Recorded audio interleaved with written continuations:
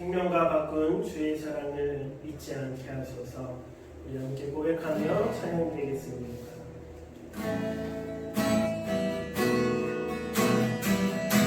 생명과 바꾼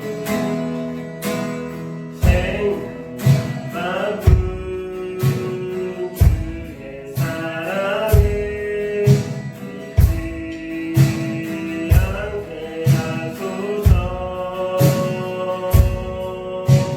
나 위해 흘렸던 주의 눈물 잊지 않게 하소서. 다시 한번 생명과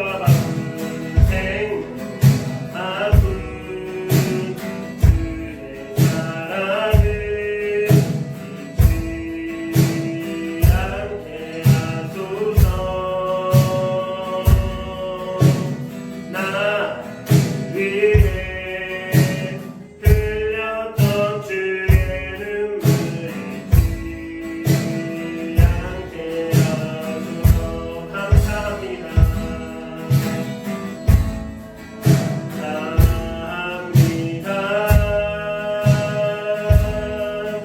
주님 고맙습니다. 그 사랑 때문에 그 눈물 때문에 주 앞에서 예배합니다. 주의 긍휼과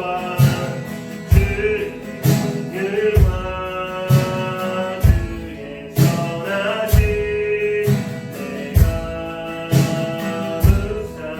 묵상하오니 내 영혼 위에 베푸신 주의 은혜 잊지 않게 하소서. 감사합니다.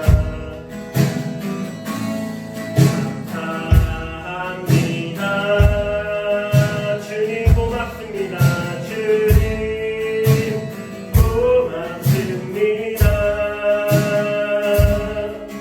그 사랑 때문에 그 눈물 때문에 주 앞에서 예배합니다. 감사합니다.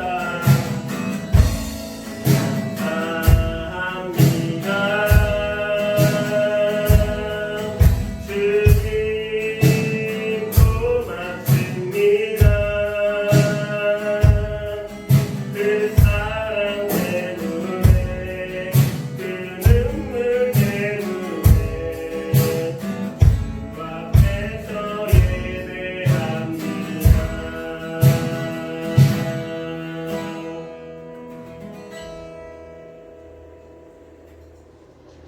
사도신경으로 우리의 신앙 고백 올려드리겠습니다. 나는 전능하신 아버지 하나님 천지의 창조주를 믿습니다. 나는 그의 유일하신 아들 우리 주 예수 그리스도를 믿습니다. 그는 성령으로 잉태되어 동정녀 마리아에게서 나시고 본디오 빌라도에게 고난을 받아 십자가에 못 박혀 죽으시고 장사된 지 사흘 만에 죽은 자 가운데서 다시 살아나셨으며 하늘에 오르시어 전능하신 아버지 하나님 우편에 앉아 계시다가 거기로부터 살아있는 자와 죽은 자를 심판하러 오십니다. 나는 성령을 믿으며 거룩한 공교회와 성도의 교제와 죄를 용서받는 것과 몸의 부활과 영생을 믿습니다. 아멘.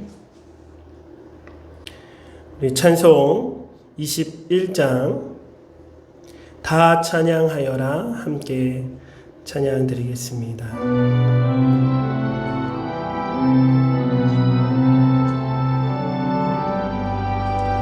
다 찬양하여라 전능왕 창조의 주께 내 호나 주 찬양 평강과 구원의 주님 성도들아 주 앞에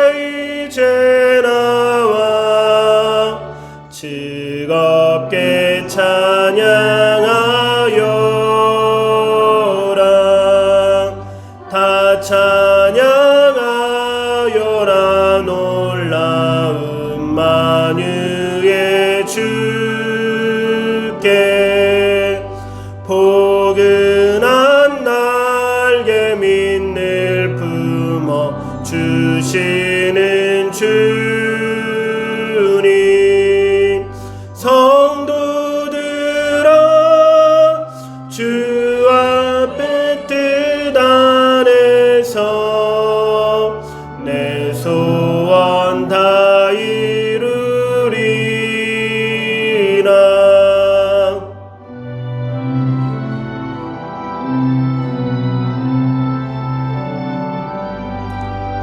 다 찬양하여라 온몸과 마음을 바쳐 이 세상 만물이 주 앞에 다 나와 찬양. 성도들아 기쁘게 소리 높여 영원히 찬양하여라.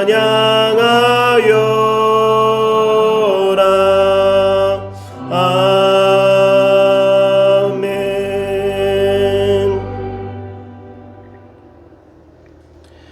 우리 한 주간을 뒤돌아보며 참회의 기도 드리겠습니다.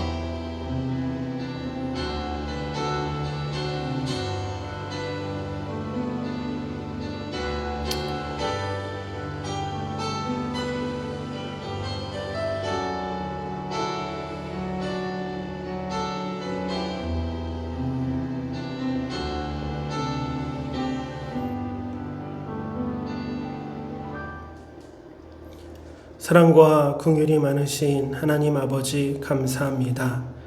죄인된 우리를 구원하기 위하여 독생자이신 예수 그리스도를 이 땅에 보내시어 우리의 죄를 대속하시는 십자가의 보혈로 우리를 인치시고 부르시고 하나님의 자녀 삼아주심에 감사드립니다.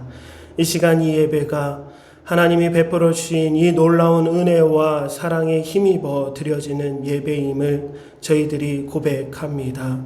일주일의 삶 가운데 여전히 제약된 우리의 습성 때문에 우리의 마음으로, 우리의 생각으로, 우리의 감각으로, 또 우리의 입술과 우리의 눈과 우리의 귀로 이 제약된 세상에서 그렇게 때가 묻지 아니할 수 없는 삶을 살아왔던 저희들, 정말 주님 앞에 다시 한번 나아올 때 십자가의 보혈로 저희들을 정결케 하여 주옵시고 깨끗게 하여 주옵소서.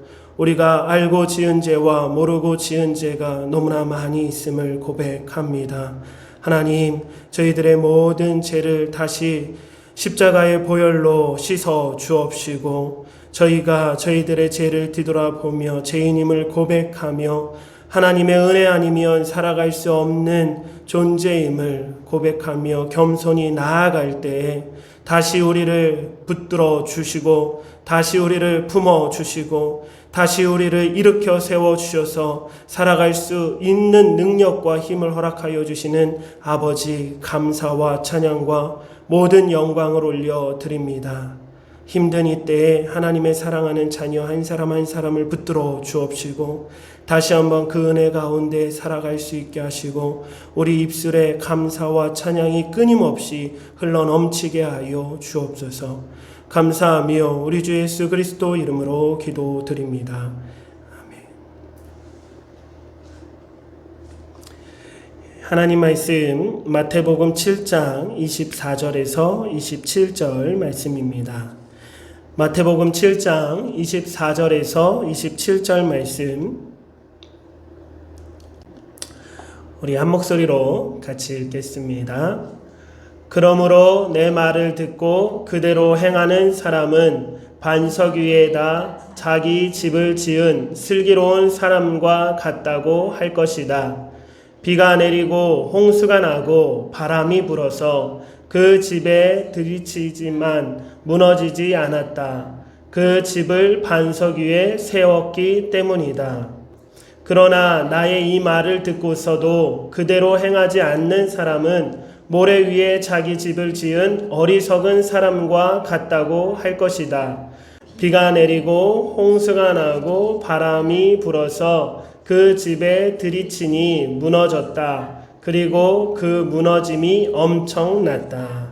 아멘.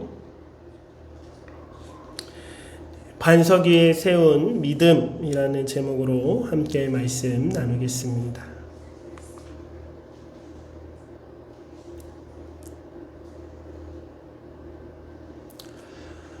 오늘 본문 말씀이 어떤 흐름 속에 나온 말씀인가를 저희가 먼저 살펴보며 이 말씀을 함께 나누었으면 좋겠습니다.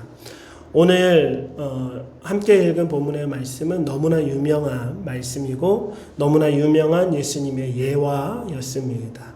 집을 짓는 사람이 두 사람이 있는데 똑같이 집을 짓는데 하나는 반석 위에 집을 짓고 하나는 모래 위에 집을 짓는 슬기로운 사람과 어리석은 사람의 이야기.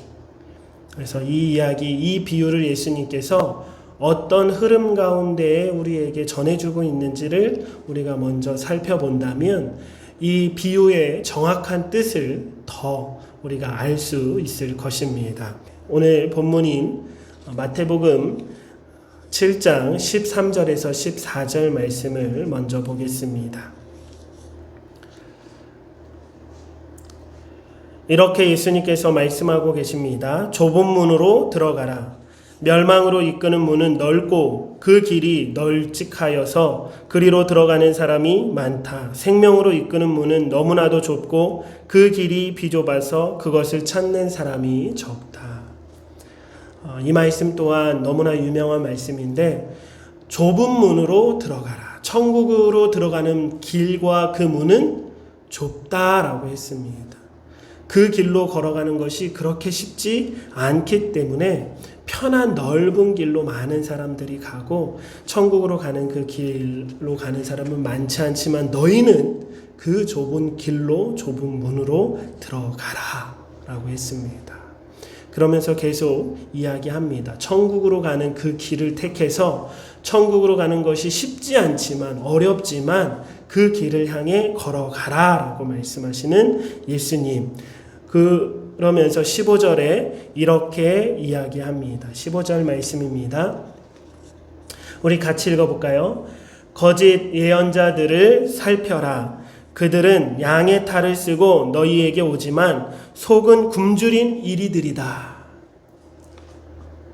우리가 천국을 향해 좁은 길을 걸어가고 좁은 문으로 들어갈 때에 넓은 길로 우리를 꼬드기는 사람들이 있어요. 유혹하는 사람들인데 그 사람들은 딱 겉보기에 원수처럼 생긴 게 아니고요. 정말로 우리를 위하는 것 같고 정말로 우리를 사랑하는 것 같고 정말로 우리에게 귀한 깨달음을 가르쳐주는 사람인 것 같은데 알고 보면 거짓 선생, 거짓 예언자들이라는 거죠. 그래서 너희는 그 거짓 예언자들을 삼가라. 오늘 좀 새 번역 쉬운 번역으로는 그 예언자들을 주의 깊게 살펴라 라고 말씀하고 계시는 겁니다. 그러면서 그들을 어떻게 주의 깊게 살펴야 되는지를 이렇게 말씀하고 계십니다. 이어서 16절과 20절 우리가 나누었던 어떤 한 주제이기도 했어요. 제가 읽어드리겠습니다. 너희는 그 열매를 보고 그들을 알아야 한다. 가시나무에서 어떻게 포도를 따며 엉겅퀴에서 어떻게 무화과를 딸 수 있겠느냐. 이와 같이 좋은 나무는 좋은 열매를 맺고 나쁜 나무는 나쁜 열매를 맺는다. 좋은 나무가 나쁜 열매를 맺을 수 없고 나쁜 나무가 좋은 열매를 맺을 수 없다. 좋은 열매를 맺지 않는 나무는 찍어서 불 속에 던진다. 그러므로 너희는 그 열매를 보고 그 사람들을 알아야 한다. 우리에게 예수님께서 거짓 예언자들, 거짓 선생을 주의 깊게 살펴라. 그들의 유혹에 넘어가지 말라라고 말씀하시면서 그들을 어떻게 살펴야 하는지를 그들의 열매를 통해 알 수 있다라고 말씀해 주고 계십니다. 거짓 선생들, 그들에게는 나쁜 열매가 맺혀질 수밖에 없다는 거예요.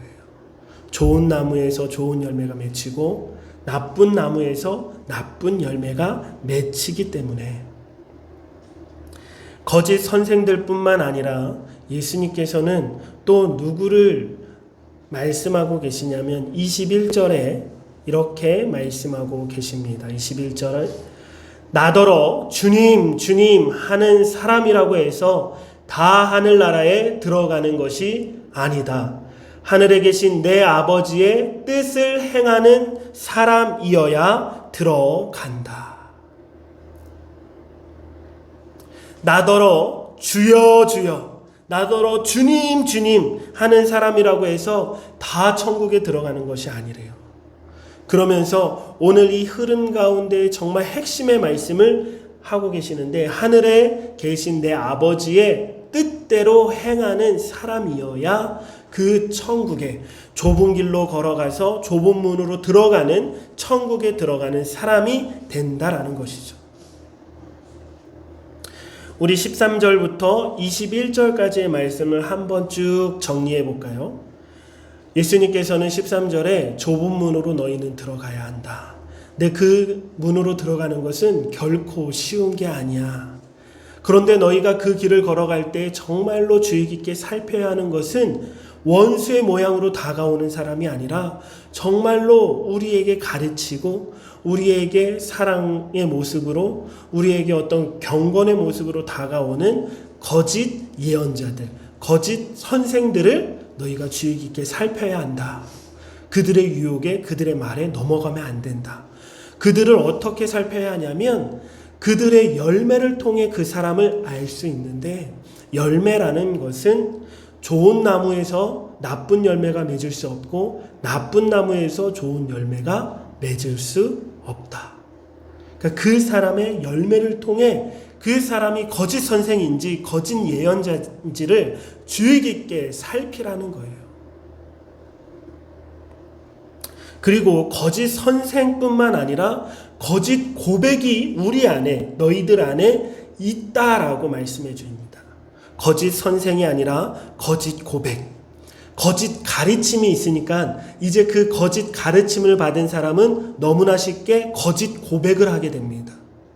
그 거짓 고백은 나더러 주님 주님 하는 사람이라. 하나님 앞에 하나님 하나님 주여 주여 하면서도 뭐하지 않는 거짓 고백, 하나님의 뜻대로 살지 않고 행하지 않는 그러한 사람. 그러니 오늘 이 말씀에서 우리가 정말로 기억해야 하는 핵심은 거짓 가르침과 거짓 고백이라는 것은 단지 이단을 이야기하는 게 아니에요. 단지 이단의 거짓 가르침과 그 가르침에 깨어서 거짓 고백을 하는 것을 얘기하는 것이 아니라 이 본문 흐름의 핵심은 거짓이라는 것은 거짓된 삶을 이야기합니다. 거짓 가르침과 거짓 고백이라는 것은 거짓된 삶을 이야기하는 거예요. 삶의 열매가 없는 거짓된 예언자들을 하나님이 지금 질타하고 계시는 거고요. 주여 주여 하면서도 그렇게 종교적 행위는 하면서도 전혀 삶에서 하나님의 뜻대로 살아가지 못하는 삶의 열매가 없는 거짓된 고백을 하나님께서, 예수님께서 우리에게 경고해 주고 계신 것입니다. 우리가 지난번에는 열매 없는 나무와 같은 믿음이 혹 아니었는지를 뒤돌아보았고요. 지난주에는 뿌리 깊은 나무와 같은 믿음이기를 소망하면서 우리 자신을 돌아보았습니다. 이런 흐름 속에서 계속해서 우리의 믿음을 말씀의 거울 앞에 비추어 보는 요즘이 되어야 하겠습니다. 오늘 본문은 집을 짓는 비유를 통해 슬기로운 사람과 어리석은 사람을 구별합니다. 집을 짓는 사람을 통해 슬기로운 사람과 어리석은 사람, 우리 가운데는 이 두 부류의 사람이 함께 있습니다. 이 두 부류는 예수님을 믿는 사람은 슬기로운 사람이고 예수님을 믿지 않는 사람은 어리석은 사람이다라고 얘기하는 게 아니에요. 다 똑같이 예수님을 믿는다고 고백하는 우리 안에서, 이 교회 공동체 안에 슬기로운 사람이 있고 어리석은 사람이 있다라고 예수님이 말씀해 주는 거예요. 그런데 이 두 사람은 겉으로 보기에는 전혀 알 길이 없습니다. 왜냐하면 그 믿음의 집을 열정적으로 다 나름의 모양으로 짓고 있기 때문이죠. 사실 우리도 끝까지 가보지 않고서는 내가 슬기로운 사람인지 어리석은 사람인지 나도 내 자신을 판단하기가 쉽지 않죠. 그래서 두렵고 떨림으로 그 길을 걸어가야 하는데, 때때로 어리석은 사람들은 자기가 자기 자신에게 속습니다. 정신병에 걸린 사람들은 자기가 정신병에 걸렸다라고 생각하지 않죠. 자기 잘못을 제대로 캐치하지 못하는 사람들이 태반인 거잖아요. 그것처럼 어리석은 사람은 자기의 그 어리석음을 깨닫지 못하고 그냥 오롯이 자기의 열정과 자기 나름대로의 믿음의 집을 지어갑니다. 끝까지. 그리고 언제 그것이 완전히 드러나게 되냐면 비와 홍수와 바람으로 비유되어지는 하나님이 흔들어 버리실 때에, 그 결국에는 하나님의 그 심판대 앞에서 그 열정과 그 열심으로 집을 지어 왔는데 자기가 어리석은 사람이었구나를 그때 드러나게 되는 거죠. 우리가 우리 자신을 자꾸 점검하지 않으면 말입니다. 실제로 예수님을 믿는다라고 하는 사람들이 저마다 열심을 가지고 그 믿음이라는 집을 짓고 있지 않습니까? 그런데 우리는 이렇게 느낄 때가 많습니다. 아니, 같은 하나님을 믿는 거 맞아? 같은 하나님을 믿는데 왜 이렇게 다른 모습이지? 왜 이렇게 교회마다 어떤 교회의 모습과 또 다른 교회의 모습은 왜 이렇게 다르죠? 같은 교회 안에서도 같은 신앙을 고백하고 같이 믿는다고 하면서도 같이 예배를 드리면서도 그 삶을 볼 때 왜 이렇게 다르죠?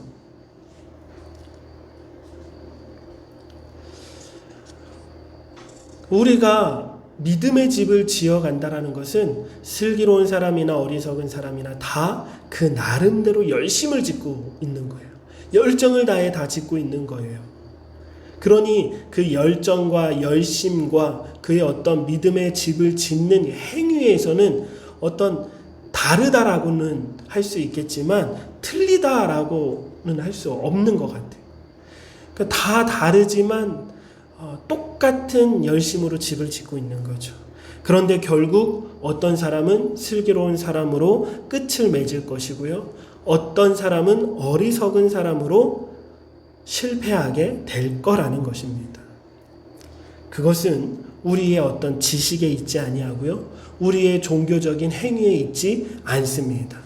그 기준은 분명합니다.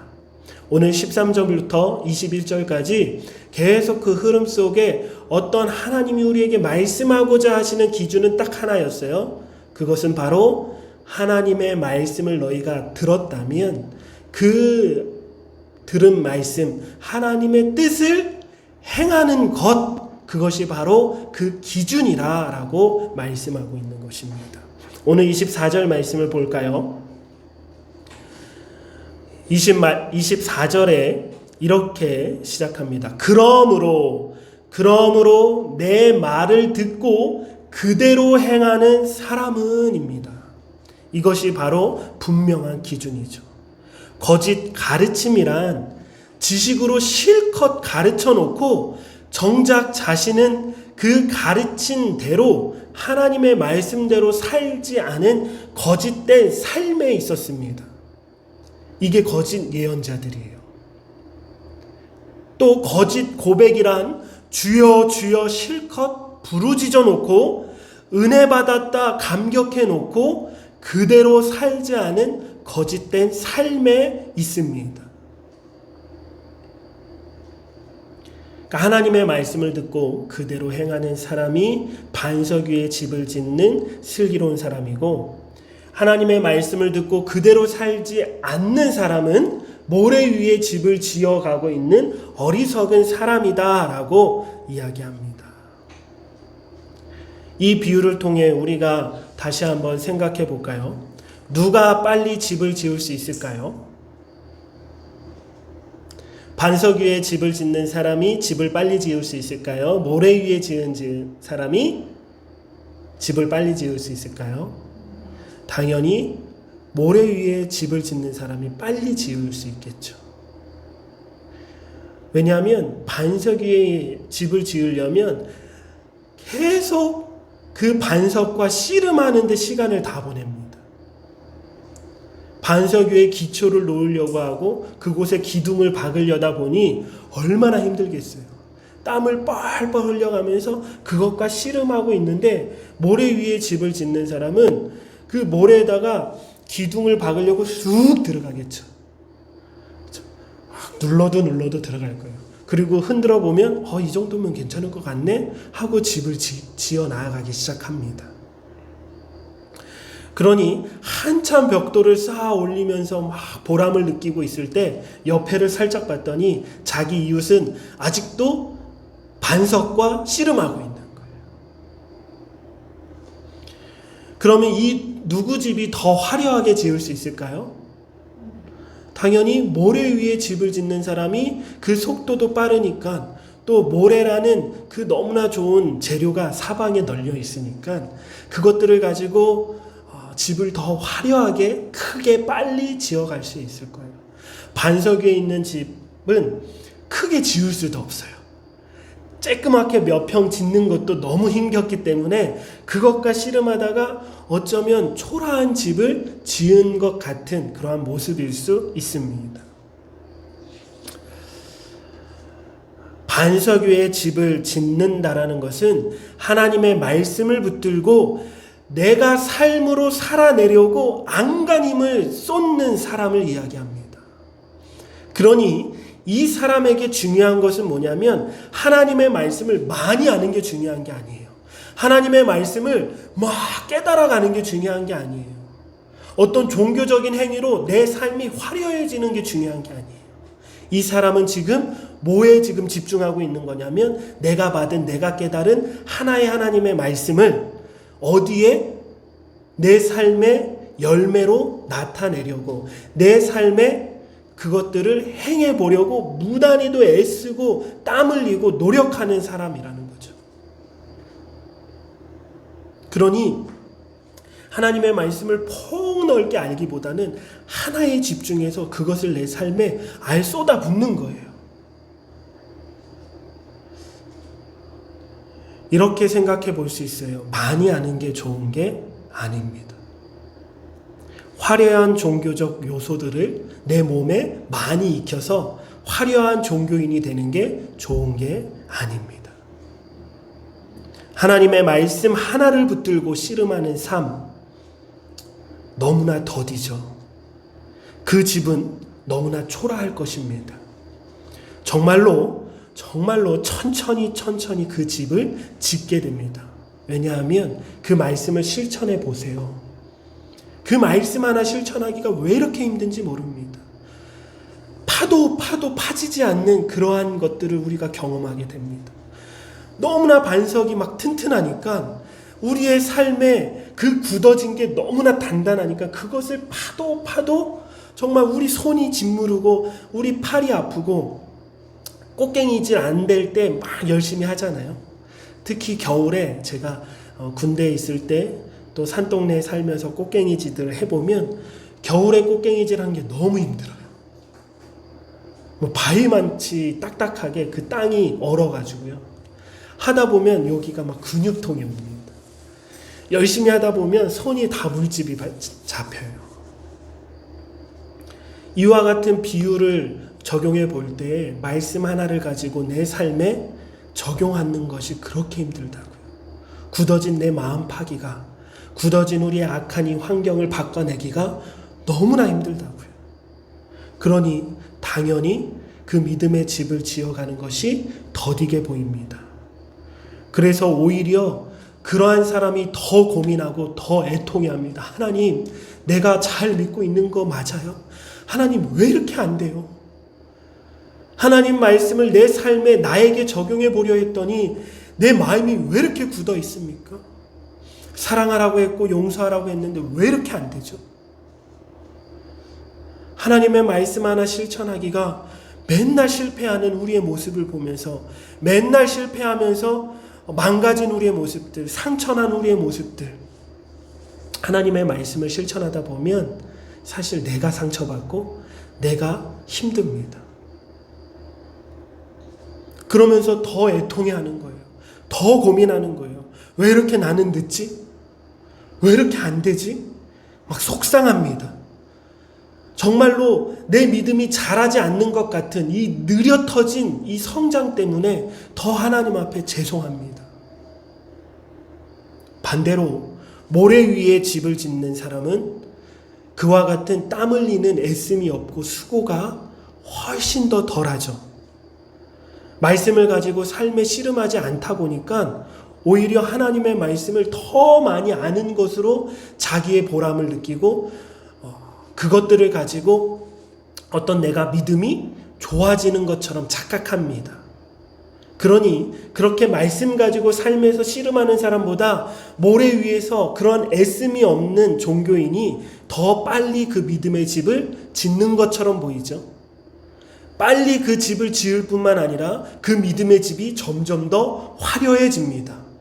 종교적 행위가, 종교적 요소가 그 사람을 더욱더 화려하게 만듭니다.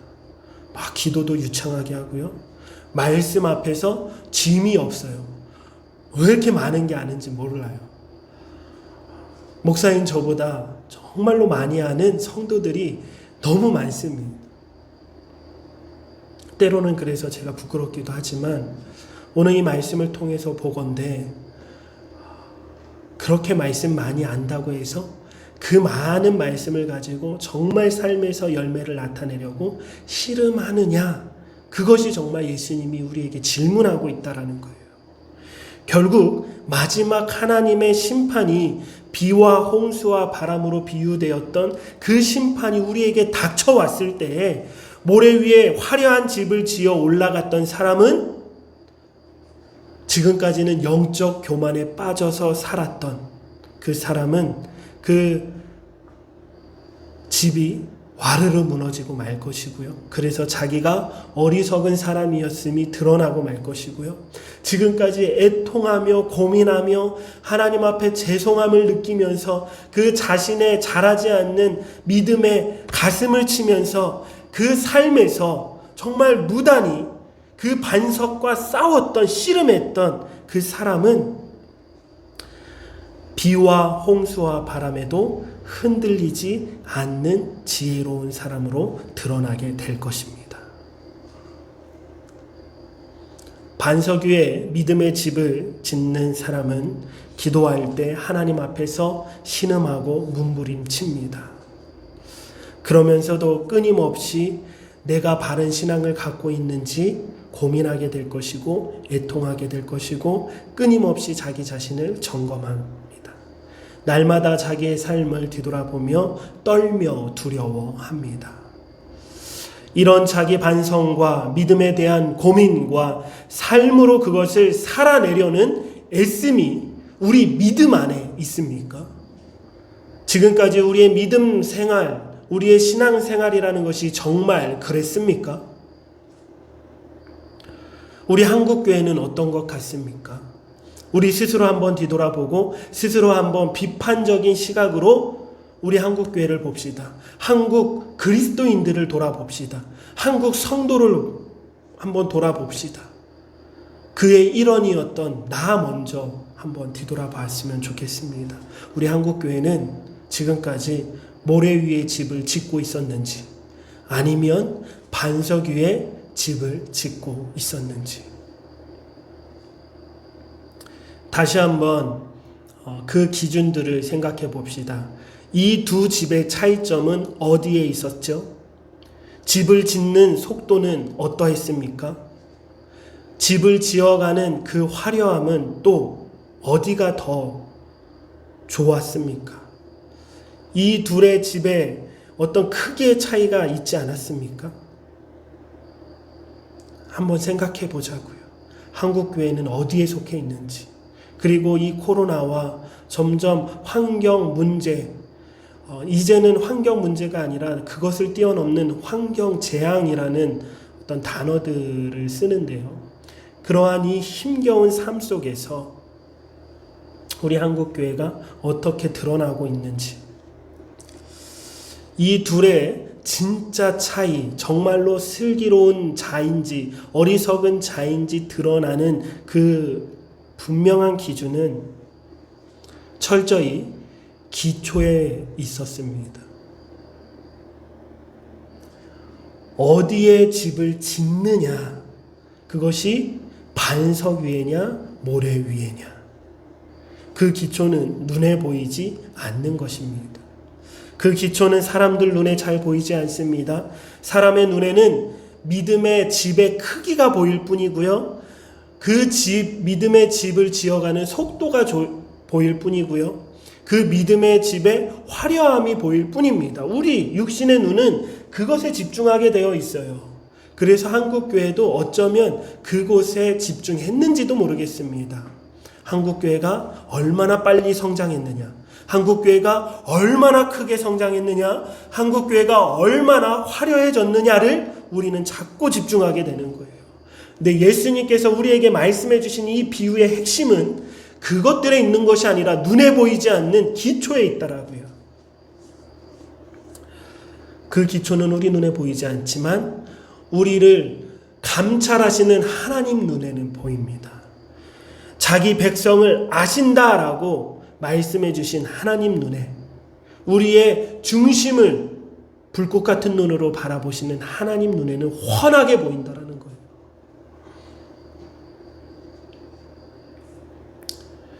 그 기초는 다른 것이 아니라 하나님의 말씀을 듣고 하나님의 뜻을 행하는 사람이냐라는 것이죠. 그 반석 위에 기초를 두는 씨름이 너희에게 그 신앙 안에 믿음 안에 있느냐 하는 것입니다. 모래 위에서 너무나 편하게 기초를 두고 그 행함의 씨름, 삶의 씨름이 없이 믿음의 집을 짓고 있지는 않았는지 우리 자신에게 물어봐야 할 때입니다. 정말로 돌아봐야 할 때입니다. 너무나 감사한 것은 하나님께서는 우리에게 아직 기회를 남겨두셨다라는 거예요. 코로나와 환경 재앙으로 계속 힘든 이 시기를 보내고 있고, 이것들이 우리의 삶에 너무나 큰 영향으로 미쳐와서 이제는 코로나 이전으로 돌아갈 수 없다라는 말들을 전문가들이 하더라고요. 그러니까 앞으로 우리의 미래가 막 전망이 밝은 게 아니라 정말 어둡습니다.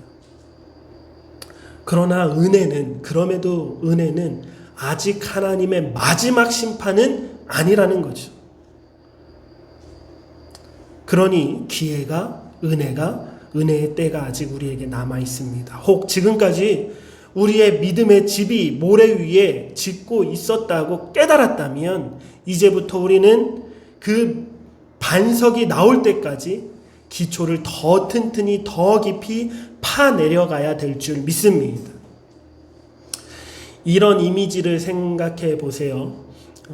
어떤 분이 책에서 이런 이미지를 깨닫게 해주셨는데, 모래 위에 짓는 집을 뚝 떼다가 반석 위에 지을 수 없잖아요. 그런 이미지는 현실에 맞지 않잖아요. 근데 지금까지 우리가 뭘 깨달으냐면, 내가 모래 위에 집을 짓고 있었구나. 그거를 깨달았다면 반석이 나올 때까지 기초를 더 깊이 내려라 라는 이미지를 깨닫게 해주신 책을 보았습니다. 맞구나. 우리가 지금은 모래 위에 있지만 어디까지 더 깊이 우리의 기초를 내려야 한다고요? 반석이 나올 때까지. 이제는 어디에 집중해야 할 때이냐면 기초에 집중해야 할 때입니다.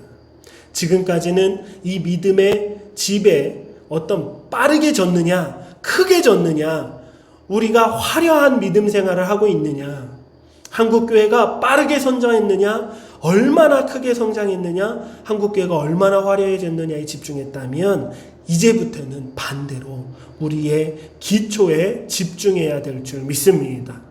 그 기초는 다른 것에 있지 않습니다. 다시 한번 강조합니다. 성경적인 어떤 많은 풍성한 지식에 있는 것이 아니라고 했어요. 종교적인 화려한 행위에 있는 것이 또 아니라고 했습니다. 그 기초는 우리의 삶의 열매를 나타내려고 하나의 말씀을 가지고 계속해서 그 바위를 파내는 것, 씨름하는 것이라고 했습니다.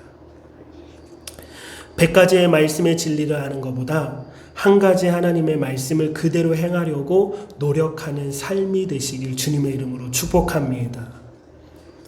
내 이웃을 내 몸과 같이 사랑하라는 이 말씀 하나를 가지고 그것대로 행하기 위하여 몸부림쳐야 되지 않을까요? 지금 이 시대는 이 말씀 하나만을 가지고 실천해야 되는 어떤 그러한 때이지 않을까 또 저에게 적용해 봅니다. 반석 위에 자기 집을 짓는 슬기로운 사람과 같은 믿음의 사람들이 되시길 간절히 주님의 이름으로 소망하고 축복합니다. 함께 기도드리겠습니다. 하나님 감사합니다. 이 시간 너무나 분명한 예수님의 말씀과 비유를 함께 나누었습니다. 이렇게 분명하고 이렇게 확실한 말씀을 알고 있었음에도 불구하고 오늘 다시 한번 이 말씀을 나눔으로 인하여 우리 자신을 되돌아보건대 그렇게 살지 못하고 오히려 어리석은 자처럼 모래 위에 내 믿음의 집을 짓고 있지 않았는지 돌아보게 됩니다. 이 어려운 때의 한국교회 모습은 반석 위에 지어가고 있었는지 아니면 모래 위에 지어가고 있었는지를 또한 돌아보게 하여 주옵소서. 이제는 기초에 집중할 때임을 깨닫습니다. 얼마나 빨리, 얼마나 화려하게, 얼마나 크게 내 믿음의 집을 지었느냐가 아니라 이제는 내가 어느 기초 위에 내 믿음의 집이 서 있느냐를 보게 하여 주옵시고 100가지의 하나님의 말씀을 깨닫는 것보다 한 가지 하나님의 말씀과 한 가지 하나님의 뜻을 내 삶에 적용해내려고 내 삶의 열매를 맺혀내려고 무단히 씨름하고 애쓰는 저희들이 되게 하여 주옵소서. 그럼에도 불구하고 기도할 때마다 우리의 믿음을 점검할 때마다 애통하는 마음이 우리에게 있게 하여 주옵시고 우리가 제대로 믿고 있는지를 고민할 때에 다시 한번 우리가 바른 길을 걸어가고 있음을 놓치지 않게 하여 주옵소서. 우리가 이렇게 있을 때에 근처에 화려하게 믿음의 집을 지어가면서 우리를 유혹해내는 거짓 예언자들을 살피고 삼가는 저희 모두가 되게 하여 주옵소서. 감사하며 우리 주 예수 그리스도 이름으로 기도드립니다. 아멘. 우리 다 함께 봉헌찬송 305장 나 같은 죄인 살리신 함께 찬양드리겠습니다.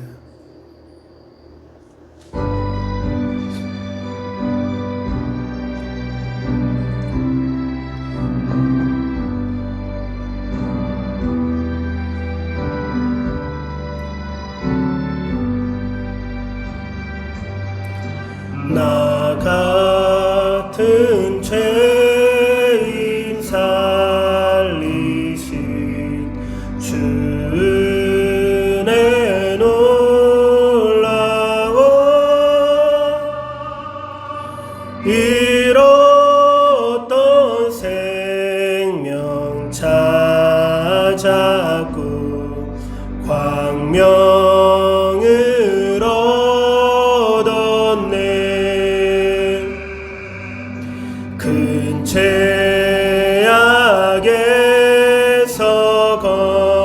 건지신 주의 고마워.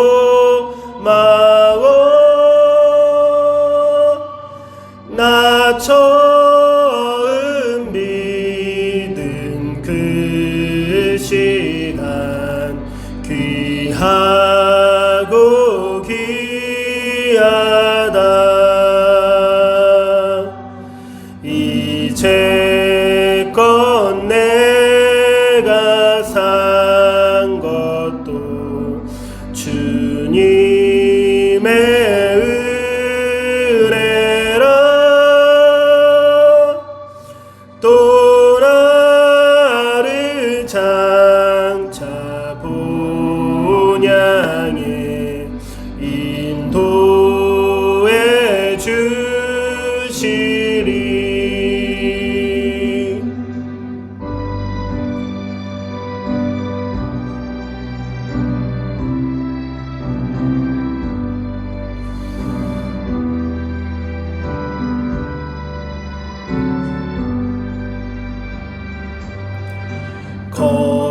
거기서 우리 영원히 주님의 은혜로 해처럼 밝게 살면서 주 찬양하리라.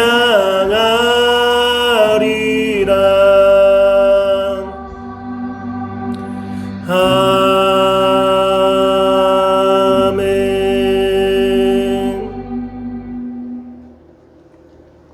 기도드리겠습니다. 하나님 감사합니다. 이 시간 주님 앞에 드려지는 우리의 모든 예배와 우리의 모든 정성과 우리의 모든 헌신과 우리의 모든 예물을 흠양하여 주옵소서. 우리의 믿음이 반석 위에 집을 짓는 슬기로운 사람과 같은 믿음이 되게 하여 주옵시고, 우리에게 비와 홍수와 바람의 환난의 때에도 흔들리지 않는 굳건한 믿음 위에 서게 하여 주옵소서. 저희들의 연약함과 저희들의 어리석음을 뒤돌아보게 하여 주셨사오매, 이 말씀을 통하여 다시 한번 우리의 믿음을 점검해내게 하여 주옵시고, 이와 같이 우리가 주님 앞에 드려지는 예물 또한 점검해내게 하여 주옵소서. 헛된 우리의 어떤 동기를 가지고 하나님 앞에 헌신하고 예배를 드렸고, 헛된 동기를 가지고 예물을 드렸다면 다시 한번 고치게 하여 주시고, 온전히 하나님의 은혜에 대한 감사가 가득 넘치는 우리의 예배의 삶, 우리의 헌신이 되게 하여 주옵소서. 이 예물을 받으시사 하나님의 나라를 위하여 사용되게 하여 주옵시고, 헛된 곳에 쓰이지 아니하도록 저희에게 지혜를 허락하여 주옵소서. 감사하며 우리 주 예수 그리스도 이름으로 기도드립니다. 우리 찬송 204장 주의 말씀 듣고서 함께 오늘 말씀을 기억하면서 찬양 드리겠습니다.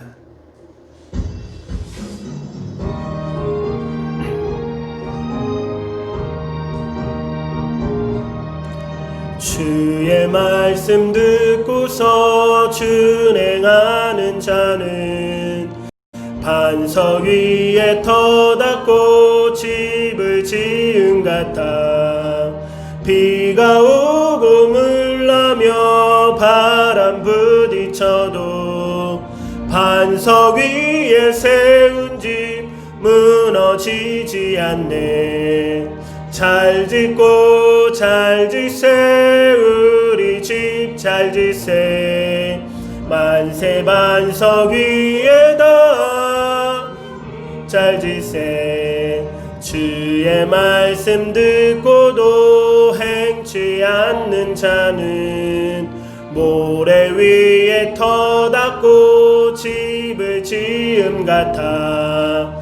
비가 오고 물나며 바람 부딪힐 때 모래 위에 세운 집 크게 무너지네. 잘 짓고 잘 짓세 우리 집 잘 짓세. 만세 반석 위에다 우리 집 잘 짓세.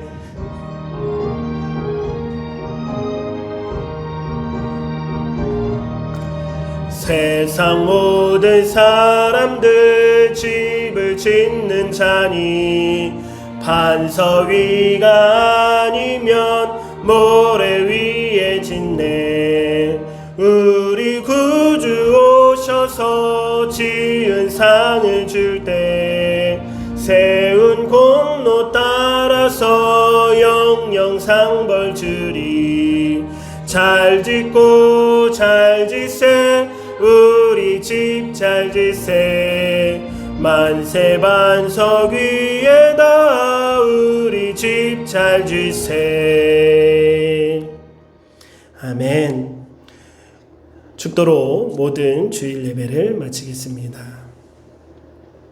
지금은 우리 주 예수 그리스도의 십자가의 은혜와 무한하신 하나님 아버지의 그 크신 사랑과 우리 가운데 오셔서 우리를 인도해 가시는 성령 하나님의 도우심과 역사하심이 이 시간 하나님의 말씀 앞에 겸손히 무릎 꿇고 그 말씀대로 하나님의 뜻대로 살아가고자 애쓰기 위하여 다시 한번 다짐하는 주의 자녀들 머리머리 위에 그의 가정 위에 모든 기업 위에 함께하여 주옵시길 우리 주 예수 그리스도 이름으로 축원하옵나이다. 아멘.